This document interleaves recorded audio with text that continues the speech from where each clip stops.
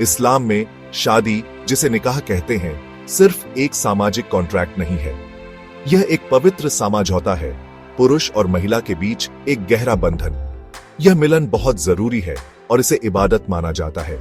कुरान शादी को सुकून, प्यार और रहमत का जरिया बताता है। यह साथीपन और आपसी सहयोग के लिए एक ढांचा देता है।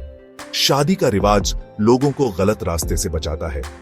यह बच्चों के लिए एक जायज जरिया भी बनाता है और मानव जाति को आगे बढ़ाता है, एक स्थिर परिवार बनाता है जो समाज की नींव है। इस्लाम में शादी के मुख्य मकसद कई हैं। इसका उद्देश्य साथीपन और भावनात्मक सुरक्षा की जरूरत को पूरा करना है।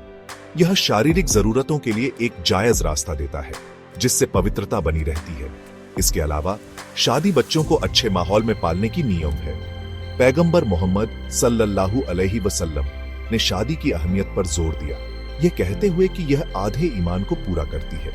यह इसके सामाजिक और व्यक्तिगत फायदों से परे इसकी आध्यात्मिक अहमियत को दर्शाता है। एक मजबूत वैवाहिक बंधन व्यक्ति और समाज की भलाई में योगदान देता है। इस्लामी शादी के मान्य होने के लिए कई जरूरी चीजें होनी चाहिए।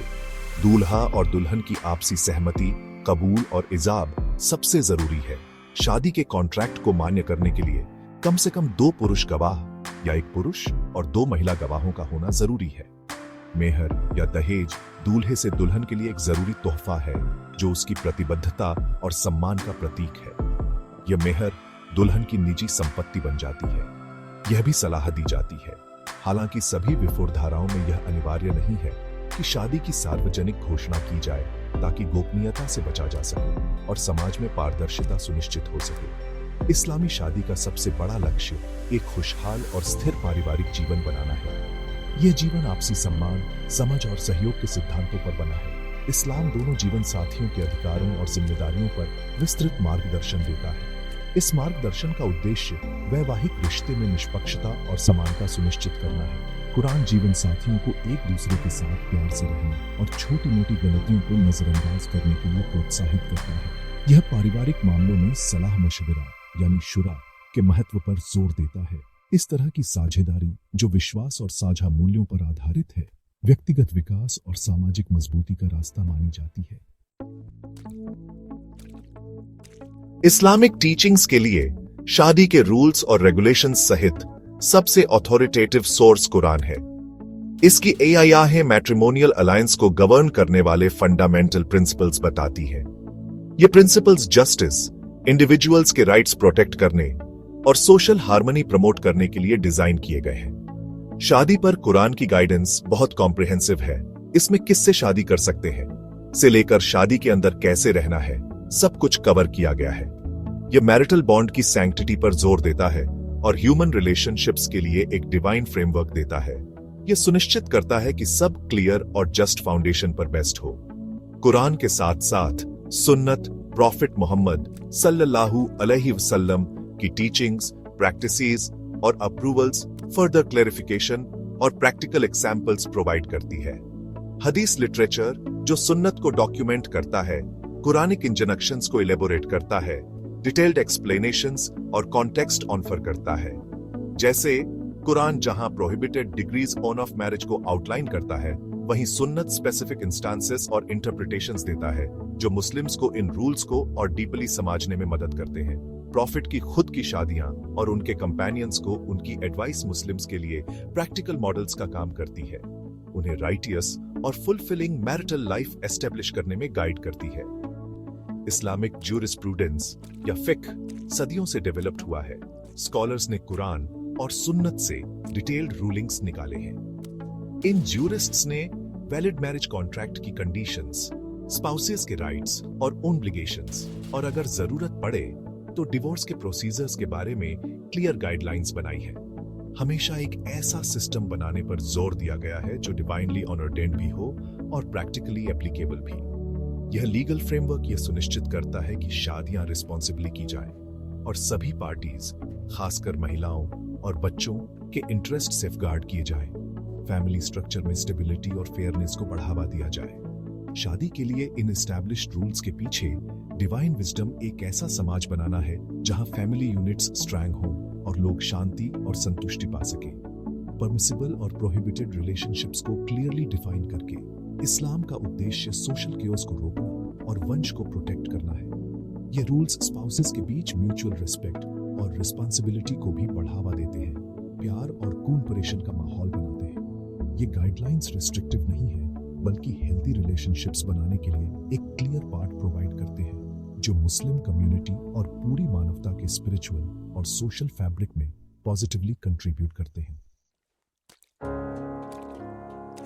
कुरान में सूरह अन-निसा चैप्टर 4 वर्स 23 में उन औरतों के बारे में बताया गया है जिनसे शादी करना मना है।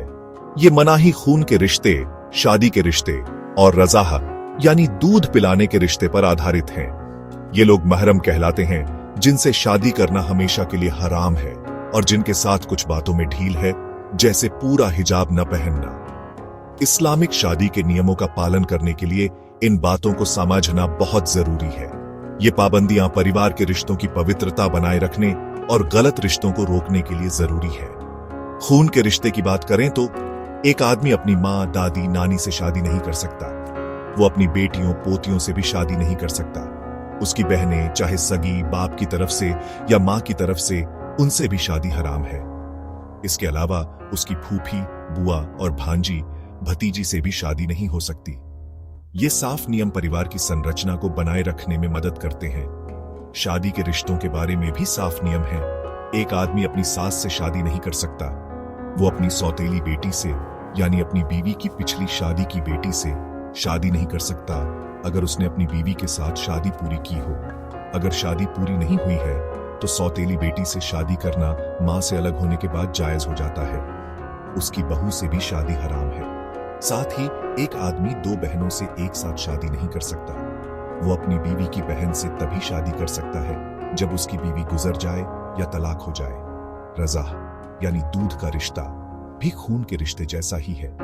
अगर एक महिला किसी बच्चे को, जो उसका अपना नहीं है, 2 साल की उम्र तक कई बार दूध पिलाती है तो वो उस बच्चे की दूध मां बन जाती है।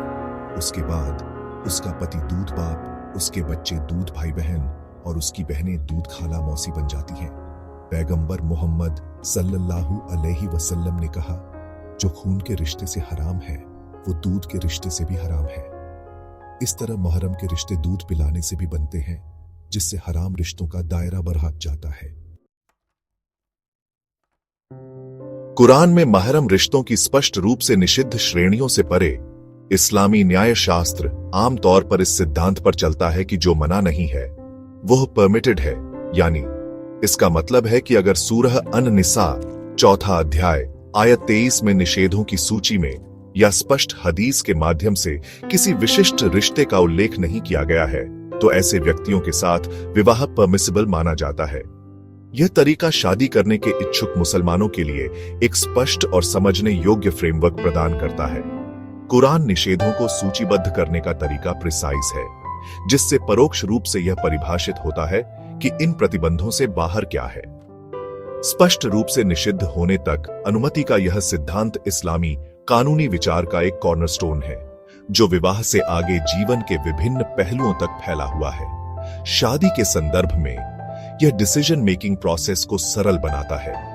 व्यक्तियों को हर संभव रिश्ते के लिए स्पष्ट अनुमति लेने की आवश्यकता नहीं है, बल्कि उन्हें यह सुनिश्चित करने की आवश्यकता है कि इच्छित जीवन साथी निषिद्ध श्रेणियों में नहीं आता है। यह स्पष्टता अनुचित कठिनाई और भ्रम को रोकती है। जब तक कि फंडामेंटल डिवाइन रिस्ट्रिक्शंस का पालन किया जाता है, जीवन साथी चुनने में विकल्पों की एक विस्तृत श्रृंखला की अनुमति देता है। यह फ्रेमवर्क व्यक्तिगत पसंद का सम्मान करता है, जबकि पवित्र सीमाओं को बनाए रखता है। कुरान में निषिद्ध जीवन साथी की स्पष्ट गणना ईश्वर की दया है, क्योंकि यह कोर प्रोहिबिशंस के बारे में अस्पष्टता के लिए कोई जगह नहीं छोड़ती है। उदाहरण के लिए माताएं, बेटियां, बहनें, मौसी और भतीजी निषिद्ध हैं। अन्य रिश्तेदार जो इन विशिष्ट श्रेणियों में नहीं आते हैं, इम्प्लीकेशन से परमिसिबल हैं। इसमें चचेरे भाई बहन शामिल हैं, जैसे कि चाचा की बेटियां या मौसी की बेटियां, जो महरम में सूचीबद्ध नहीं है। कुरान पाठ की विशिष्टता इसकी डिवाइन ओरिजिन का प्रमाण है, जो व्यापक मार्गदर्शन प्रदान करती है, जो सिद्धांतों पर दृढ़ और मानव सामाजिक संरचनाओं के अपने आवेदन में फ्लेक्सिबल दोनों है। इसलिए यह समझना कि कोई किससे शादी नहीं कर सकता, यह समझने की कुंजी है कि इस्लाम में कोई किससे शादी कर सकता है। सीमाएं स्पष्ट रूप से निर्धारित हैं। यह व्यवस्थित दृष्टिकोण सुनिश्चित करता है कि इस संरक्षित दायरे से बाहर के व्यक्तियों के साथ विवाह के माध्यम से नई पारिवारिक इकाइयों के गठन की अनुमति देते हुए घनिष्ठ पारिवारिक संबंधों की पवित्रता सुरक्षित रहे। निषेध और अनुमति के बीच यह संतुलन इस्लामी कानून के ज्ञान को दर्शाता है, जिसका उद्देश्य स्वस्थ पारिवारिक और सामाजिक संबंधों को बढ़ावा देना है। अगले भाग परमिसिबल मिलन के विशिष्ट प्रकारों पर गहराई से विचार करेंगे। विशेष रूप से चचेरे भाई विवाह पर ध्यान केंद्रित करेंगे, जो अक्सर चर्चा का विषय होते हैं। सेक्शन 9, समझ और सम्मान को बढ़ावा देना, शादी के चुनाव में डाइवर्सिटी अपनाना। अब कुरान में शादी के बारे में जो गाइडलाइंस हैं, वो क्लियर और पूरी है। ये बारीकी से उन रिश्तों को बताती हैं जो मना है, महरम, और इस तरह जो नहीं बताए गए हैं वो अलाउड हैं, जिसमें कजिन्स की शादी भी शामिल है। ये क्लैरिटी ये पक्का करती है कि मुस्लिम्स के पास एक ढांचा है जिसके अंदर वो अपने लाइफ पार्टनर के बारे में चुनाव कर सकते हैं। इस्लाम की टीचिंग्स का मकसद फैमिली की पवित्रता को बचाना, नुकसान से बचाना और अच्छे सामाजिक रिश्ते बनाना है। इन दिव्य नियमों को समझना, इनमें छुपे ज्ञान को समझने और अपनी जिंदगी में सही तरीके से लागू करने की पहली सीढ़ी है। ये बात फिर से कहना जरूरी है कि इस्लाम कजिन मैरिज की इजाजत तो देता है, पर इसे जरूरी नहीं बताता या इसे दूसरी तरह की जायज शादियों से बेहतर नहीं मानता। कजिन से या किसी और से शादी करने का फैसला पर्सनल होता है, जो आपसी सहमति, मेल, धार्मिकता और सभी जरूरी चीजों जैसे कि सोशल और हेल्थ पहलुओं पर सोच समझ कर लिया जाना चाहिए। इस्लाम लोगों को बहुत सारे अलाउड ऑप्शंस में से अपना जीवन साथी चुनने की आजादी देता है और पार्टनर चुनते वक्त सबसे ज्यादा नेकी और अच्छे चरित्र पर जोर देता है। एक ऐसी दुनिया में जहां अलग अलग कल्चर और रीति रिवाज हैं, शादी के चुनावों के बारे में आपसी समझ और सम्मान का माहौल बनाना बहुत जरूरी है, जब तक कि वो धर्म और कानून की हद में हो। अलग अलग कम्युनिटीज इस्लाम के अंदर भी कजिन मैरिज को लेकर अलग अलग पसंद या चिंताएं रख सकती हैं। इन अलग अलग नजरियों को हमदर्दी से समझना चाहिए, बिना किसी जजमेंट या सबको एक जैसा समझे। खुलकर बातचीत, शिक्षा और धार्मिक शिक्षाओं और वैज्ञानिक ज्ञान दोनों से सीखने की इच्छा समझ में आने वाले फासले को कम कर सकती है। आखिर में इस्लाम में किसी भी शादी का मकसद प्यार, दया, सुकून और नेकी से भरा घर बसाना है, जैसा कि कुरान में बताया गया है। चाहे लोग कजिन से शादी करें या किसी गैर से, ध्यान इस्लामी मूल्यों को निभाने, परिवार की भलाई सुनिश्चित करने और समाज में अच्छा योगदान देने पर होना चाहिए। सहमति, न्याय और जिम्मेदारी के मुख्य सिद्धांतों पर टिके रहकर और ज्ञान की तलाश करके मुसलमान शादी के चुनावों की पेचीदगियों को ऐसे तरीके से समझ सकते हैं जो खुदा को पसंद हो और इंसानियत के लिए फायदेमंद हो।